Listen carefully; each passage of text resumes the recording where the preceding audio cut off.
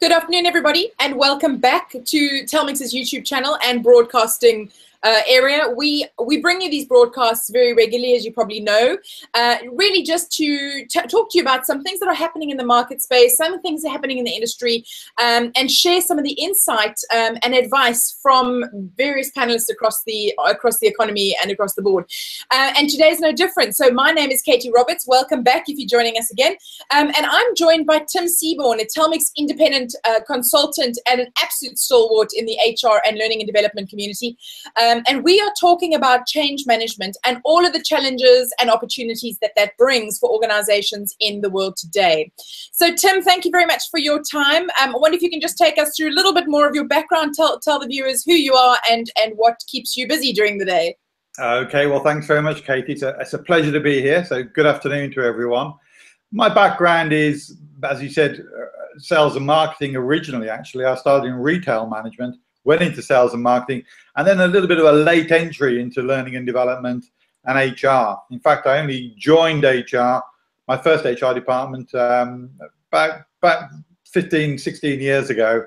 And I've been in senior management positions, mainly international. So I've mainly worked for corporates. I've worked the last 15, 16 years in Europe, some time in the Netherlands, and some time in Abu Dhabi. And I've recently been doing some other consultancy in the Middle East. So a lot of international work, a lot of different companies. So quite a varied career, I should say. Awesome and insightful, which is great because, I mean, you bring so much to so many different industries. So thanks for joining. I really appreciate it. So I'm gonna kick straight off and jump straight into the discussion today. So you've been, as you mentioned, you've been working in the HR space and more specifically the learning and development space for a number of years now. And I've bet over the years you've seen massive changes happening across the people management function throughout your career. Talk to me a little bit more about some of the biggest changes you've seen in how organizations grow and develop their workforce, and how you've seen that change throughout your career. Yeah, well, I think when I first started in training, as it was then named before it became learning and development, I mean, most people got their development through the training department. It was through classroom courses, and there was maybe a standard curriculum and people could book onto those training courses. And I think probably the biggest change that I've seen has been driven by the technology that's now available to us. And people can really manage their own development a lot more than they used to be able to. So you'll find people on e-learning courses, on online courses. You'll see people booking onto their own Microsoft training, for instance, free online. And then their manager may well point them into certain areas of their own development that may need a coach. And coaches, again, they seem to have been around a long time, but become much more popular in recent years, and also mentors for their overall career. So there's a wide range of technology that's available for people to really take control of their own learning, as opposed to sitting back waiting for their manager or waiting for the training department to point them in view of the nearest training course. Classroom training is still around, by the way, Katie, I would say, and still has a very valuable part to play in the whole learning and development field. Awesome. And that's awesome. I mean, definitely the theme of people doing things independently, doing things for themselves more, doing things that are alluding to growth within their own career. So when we cast our eyes a little bit closer to today, to the present, what are some of the current trends that you're seeing in the way that organizations handle change? Well, I think change management has, again, become much more popular in the last sort of 10, 15 years. When I started looking at major projects within organizations that I've worked in, and they said, well, this is a change project, we might put a project manager in on that. They'll put together a spreadsheet of actions and an action plan. Now it's much more sophisticated, much more all-encompassing than that. I mean, I think that if you look at the focus on the impact on the individuals of change, that's something that really wasn't looked at 10, 15 years ago now. And now it's seen as absolutely crucial to the success of any change management initiative. So it's not just about the processes, it's about the people, it's about the culture, it's about the whole of the organization. And it really, change has to become much more all-encompassing than it was a few years ago, where it was seen very much as a technical skill. And so, you know, in the same in the same way, these organizations themselves are under huge pressure to keep up with and to outperform the competition.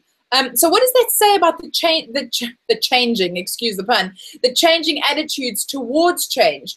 How are these organizations embracing change in an effort to shape up for tomorrow and for the future of work? Well, I think it's that phrase again, it has to become all-encompassing. I mean, there's no point in putting in a change initiative into an organization that isn't ready for it, if it's not structured for it. There's all sorts of things that you might need to do before you embark on a change program. As I said before, it was often just a program manager with a spreadsheet and maybe some communication sessions for the employees. You wouldn't have looked at, is the culture right? Is the organization structure right? Are we going to put this change into even a building? I mean, I've worked on a change management program whereby we looked at it and we realized that the building itself, the whole facility, the office facility, just wasn't right for the change that we wanted. So organizations are having to look at everything else before they go through to putting in the change and communicating that to the staff. And sorry, yeah, go ahead. No, I was going to say, I think the key word to my mind is culture. If you put a change into an organization and it doesn't make a cultural fit, then you're going to be really struggling from the start. And I've seen that. And I've seen organizations where the management think the change is going great because they got lots of green lights and not many amber lights and no red lights on the project plan. And meanwhile, I go and talk to the staff and the staff say, I don't know anything about this, or I don't believe in this, or this isn't for me, it's just for somebody else. And you just think they haven't really tackled the whole cultural element of this change. I was just going to say before, when I interrupted you so rudely, I was just going to say you are talking about a cultural adoption. I mean, it's not just a thing that's on the to-do list. It's an entire cultural change, which inevitably affects the people in that organization. And I think you and I have had a conversation before where you've spoken about the importance of bringing people along and taking them along that journey. I mean, isn't that part of the whole thing? Yes, it is. And you got to be honest, Katie. I mean, there are people, everyone's impacted by the change. And some people will be impacted positively, some people will be neutral, and some people will be impacted negatively. Now, some of those people will be impacted negatively could well be key talent in your organization. And if you don't bring them along with the change, then they can walk, and they've got a lot of value to the organization. So I think you've got to look at this fairly pragmatically, and you've got to say to your management teams, make sure that everybody's on board with this. They may not all agree with it, but they have to be on board with it, and that's your job as a manager to take the staff through this. And to make sure that, I know it's an old military cliche, but we leave no one behind with change, because I've seen change initiatives go forward and they've really decimated organizations, not because of the change itself, but because it hasn't been handled correctly.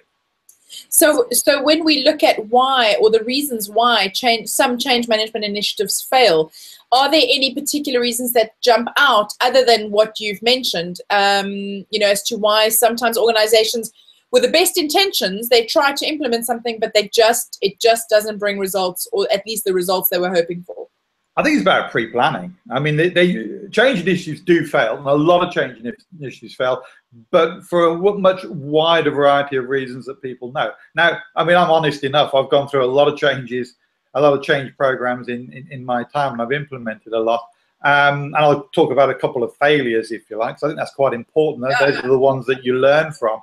I mean, one particular major change initiative where I thought that we had it right, we managed this one internally, was failing because the second layer of management, I had the top layer, I had the C-suite fully aligned with the change, but the layer underneath weren't fully aligned. Now, they were my peers.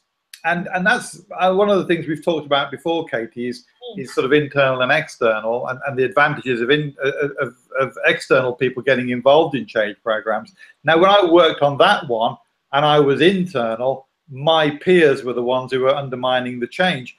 And I look back on that and I think maybe I was too close to them. Maybe I didn't see that coming in the communication. So that was one where we rescued it and we turned it around. But was I a little bit too close to that group of people to realize the impact it was having on them and why they weren't supporting the change? And as I said, another one was the building. I've been involved in a major implementation of a matrix management structure where the building wasn't suitable. And we were thinking, why aren't people collaborating? If you've got a building that doesn't allow for collaboration, then that's going to cause you problems as well. So we had to tackle that one. So change initiatives fell for a variety of reasons, but a lot of it is because you leap straight in and you don't do your pre-planning.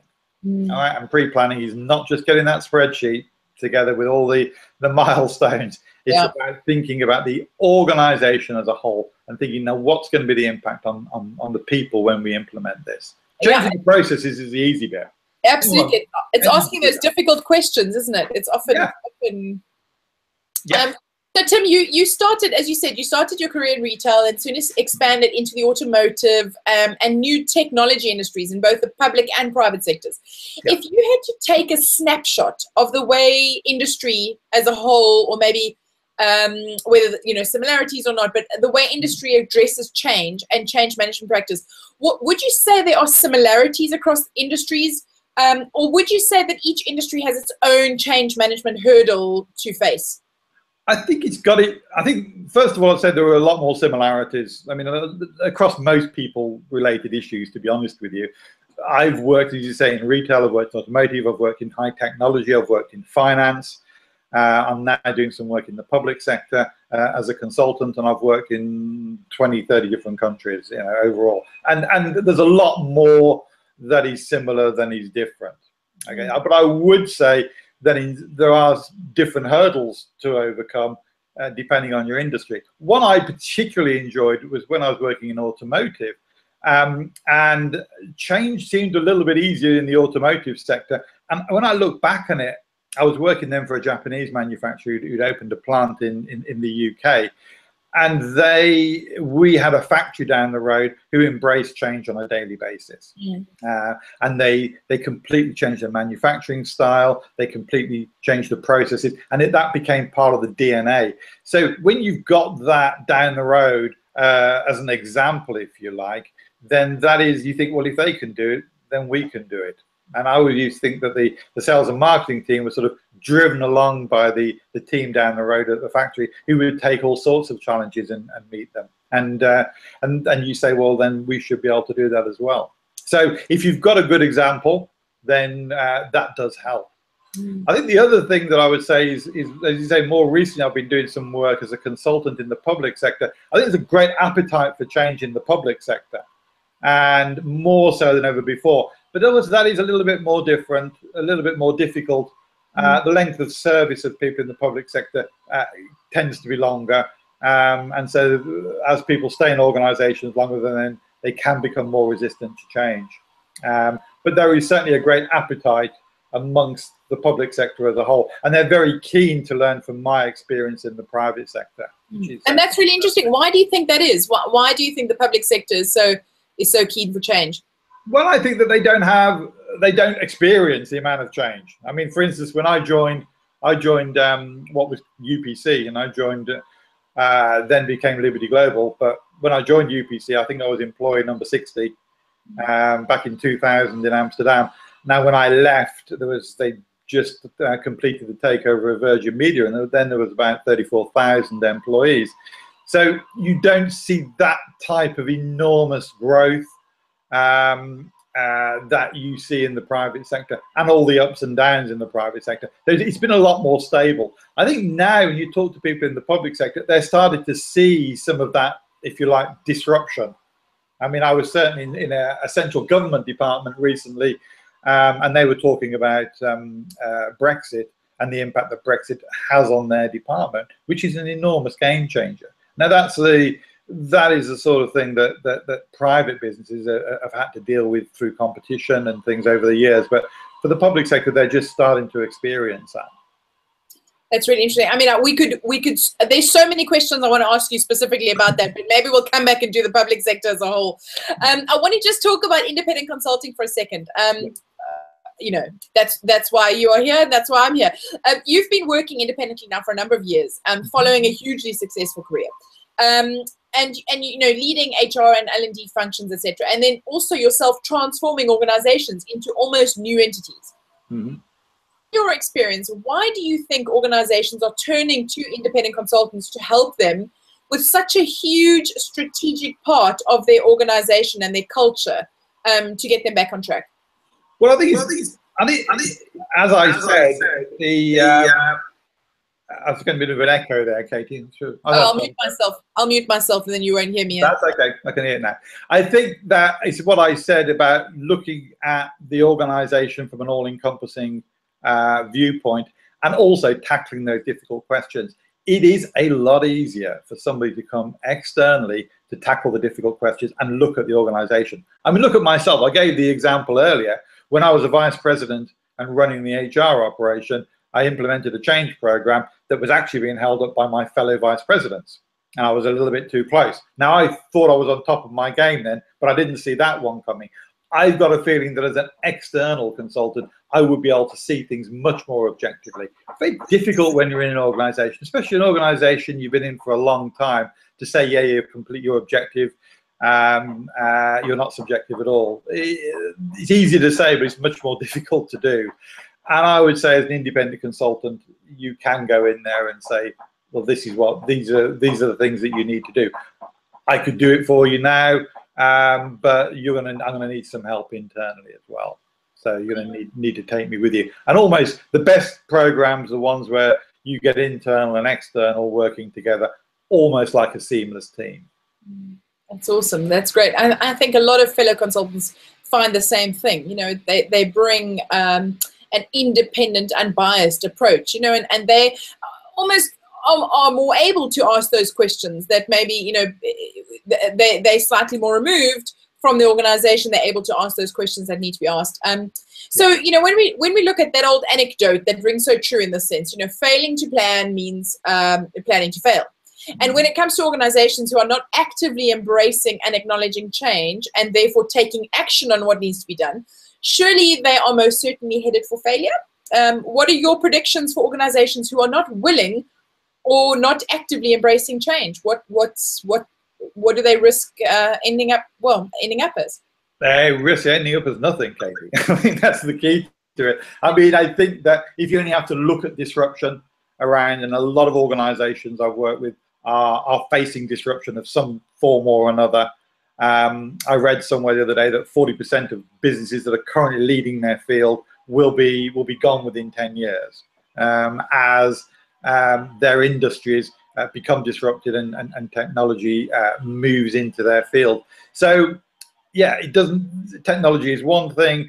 You know, you just should always be on your game and expect to refresh your organization. I mean, the landscape is littered with organizations that haven't taken a long, hard look at themselves and carried on until they've fallen off the edge of the cliff.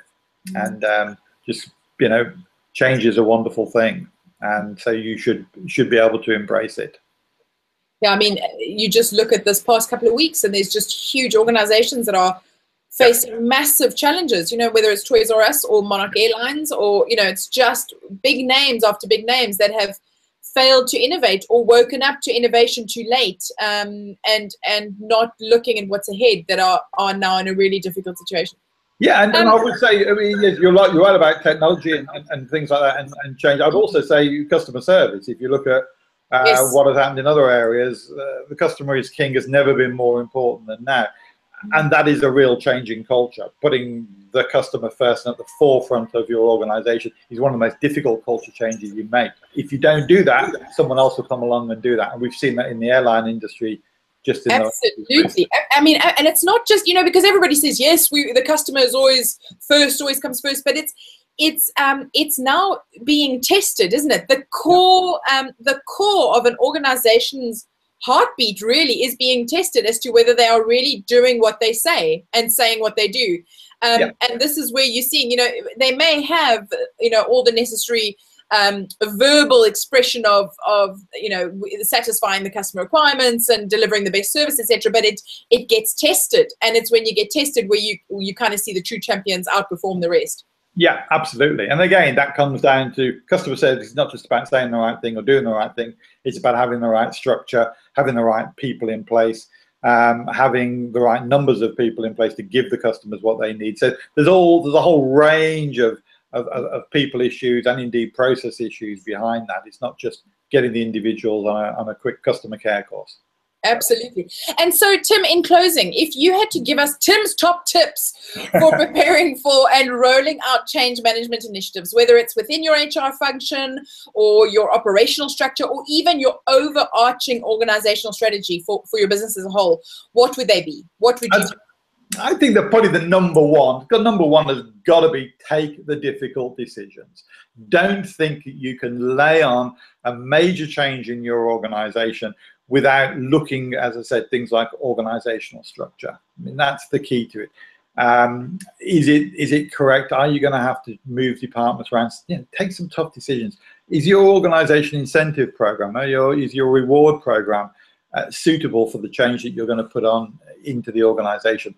Do that first. Do a little bit of pre-planning. It's much better to delay something for 6 months that you because you've been planning than just rolling it out and wondering why it's failed, because it'll just fall onto stony ground. So that's the first thing. And the other one, my second tip is that one I mentioned earlier about not leaving anyone behind. I mean, remember when you implement change, there's some human stories behind that. And I often say to managers, you think you know your staff, you don't know your staff. When you're implementing a change, even you're implementing an office move from one part of the country to another, and you think, yeah, they'll all embrace it. You don't really know which members of your team have just taken on a new mortgage, which members of your team have just decided to start a family, and they're under some financial pressures, and suddenly you're just relocating them. You don't know what's going on, everything in their lives. So take the time, make sure your managers find out these issues, make sure your managers find out how people are impacted through change, and make sure you help them through it. Because if not, you can get some good talent. And as we know, there is a war on talent. We all need our best people. And so don't let them walk through because you haven't really thought about the impact on the change to them. So that's probably my two top tips. Do your pre-work, look at your organization structure, and make sure you take everyone with you. Awesome. Tim, thank you very much. That concludes. 30 minutes goes by in the blink of an eye. Tim, thank you so much for your time today and your insight. I could sit and chat for the rest of the afternoon, but I know you're a very busy chap. So thank you for your time and for making time for us today as well. So it's been a pleasure, Katie. Thanks very much indeed. Thank you. No problem. And to all our viewers who've been watching today, I do hope that that you've learned something new and that you've taken some insight that back to your organization that you'll be able to implement. And of course, if you have any questions or you would like to discuss anything that you've heard today, do get in touch with Telmix. Our website is www.telmix.com. Give us a call. All our contact details are online. We'd love to chat to you and see how we can help you, and obviously give you access to amazing independent consultants like Tim that can help you along that journey and help you transition your organization towards success and towards the future of work. Do keep an eye out on your email inboxes and our social media profiles. We run these broadcasts regularly, and we'll absolutely update you on our next one. And if you have any questions in mind that you'd like us to discuss or any topics that you'd like us to cover, do get in touch with us as well and send those suggestions through. But nothing more for me to say here today except thank you very much for joining us, and we look forward to having you at our next broadcast. So for the rest of the day, have a wonderful afternoon, and we'll see you again soon. Take care.